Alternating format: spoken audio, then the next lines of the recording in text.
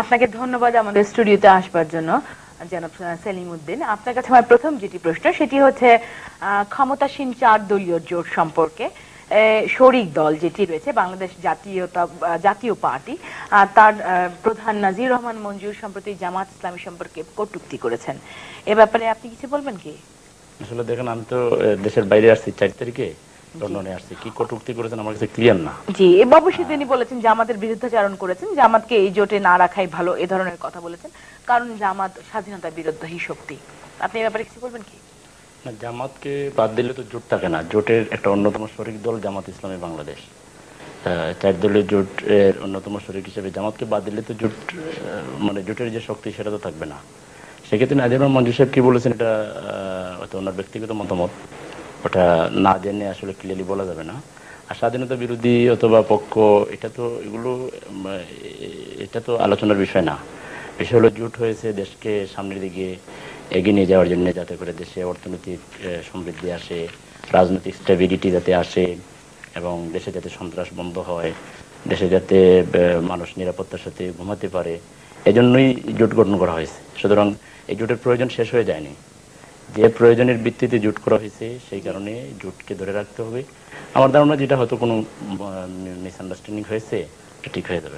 সেটা আপনি ভাবছেন। এবার আরেকটি প্রশ্ন আমার সেটি হচ্ছে, আওয়ামী লীগের মুখে আমরা সাধারণত শুনে থাকি স্বাধীনতার সপক্ষের শক্তি এবং স্বাধীনতার বিপক্ষের শক্তি।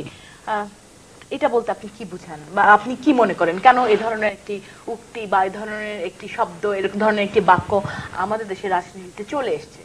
রাইট, আসলে অ্যাকচুয়ালি এই শব্দ দ্বারা কি বোঝায় এটা আওয়ামী লীগ ভালো বলতে পারবে, কারণ আমার ধারণা এটা তাদের রাজনৈতিক একটা হাতিয়ার। আওয়ামী লীগের কাছে আসলে দেশের জনগণকে দেওয়ার জন্য তেমন কিছু নাই। 72 থেকে 75 তারা দেশ পরিচালনা করেছে, দেশের মানুষকে তারা তেমন কোনো কিছু দিতে পারেনি। তারপর 96 থেকে 2001 সাল পর্যন্ত দেশ চালাইছে, তারা দেশের মানুষকে তেমন কিছু দিতে পারেনি।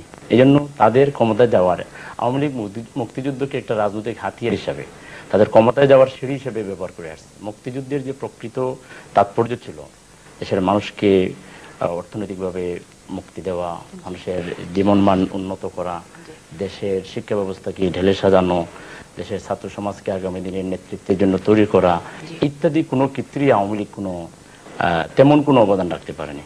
বিধায় আওয়ামী লীগ এখন আসলে এই মুক্তিযুদ্ধ চেতনাকে ব্যবহার করে তারা মূলত ক্ষমতায় যেতে চায়, কিন্তু তারা মুক্তিযোদ্ধাদের কল্যাণে তেমন কিছু করতে পারেনি। যেমন জোট সরকার করেছে, আলাদা মুক্তিযুদ্ধ মন্ত্রণালয় করেছে, মুক্তিযোদ্ধাদেরকে তারা ভাতা দিচ্ছে এবং মুক্তিযোদ্ধাদের কে তারা সম্মান দিচ্ছে। বর্তমান জোট সরকার। আপনি বলছেন জোট সরকার, আপনি কি মনে করেন এই যে মুক্তিযোদ্ধাদের পুনর্বাসনের ক্ষেত্রে জোট সরকারের মধ্যে জামাতে ইসলামীর পজিটিভ সাইড রয়েছে? অবশ্যই, যেহেতু জোটের অংশ জামাত ইসলামী, জামাত ইসলামী তো জোটের অংশ বিদায় অবশ্যই এটা কন্ট্রাডিক্টরি হয়ে গেল না? কিভাবে কন্ট্রাডিক্টরি? কারণ জামাত সবসময় স্বাধীনতা বিরোধী শক্তি, তারা এই মুহূর্তে মুক্তিযোদ্ধাদের পুনর্বাসনের জন্য অর্থ সহায়তা দিয়ে আসছে, অর্থ সহায়তা করছে, এটা খুব কন্ট্রাডিক্টরি না? একটা বিষয় দেখেন যে আসলে স্বাধীনতা বিরোধী অথবা পক্ষ, একটা সময় দেশ যখন স্বাধীন হয়েছে, স্বাধীনতা যুদ্ধ যখন হয়েছে, তখন জামাতের ভূমিকা কি ছিল এবং সেটাকে নিয়ে 34 বছর পর এটাকে টেনে এনে জাতির মধ্যে দ্বিধা বিভক্তি সৃষ্টি করা, এটা আসলে কোনো জাতির জন্য কল্যাণকর হতে পারে না।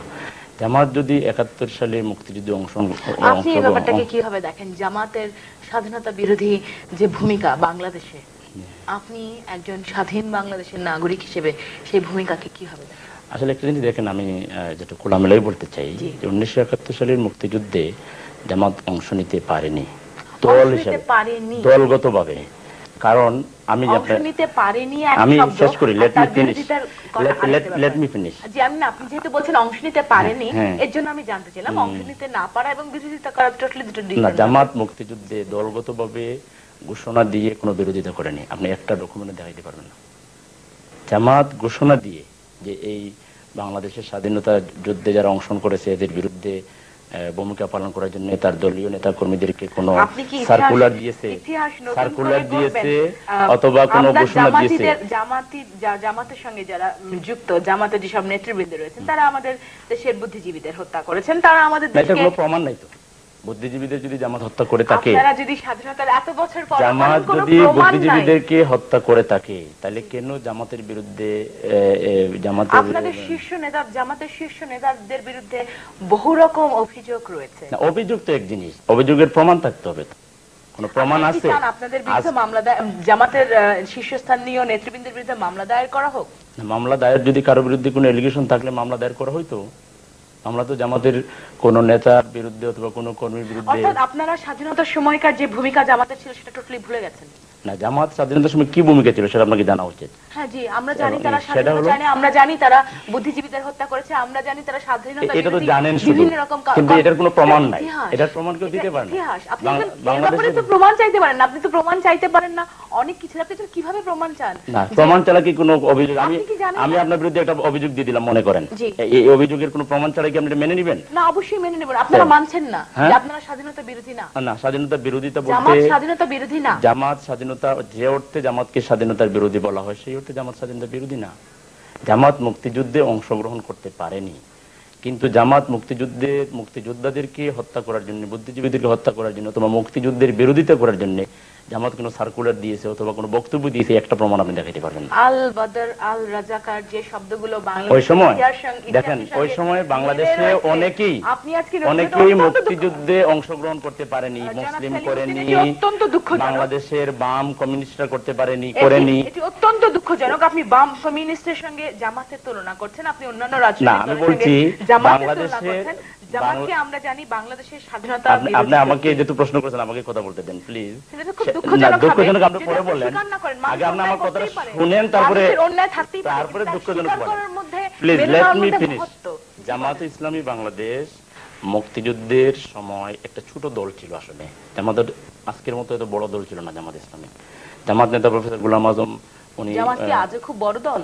হ্যাঁ, এখন যতটা বড় আছে, যতটা তার বিস্তৃতি আছে, তখন এতটাও ছিল না, আর ছোট দল ছিল সেই সময়। আসলে দেখেন, তখন আমি যেটা বলবো, এটা মাই পার্সোনাল ওপিনিয়ন, আসলে আপনি দেখেন 25শে মার্চ পর্যন্ত, রাত পর্যন্ত শেখ মুজিবুর রহমান সাহেবের সাথে, তার প্রতিনিধি দলের সাথে ইয়াহিয়া খান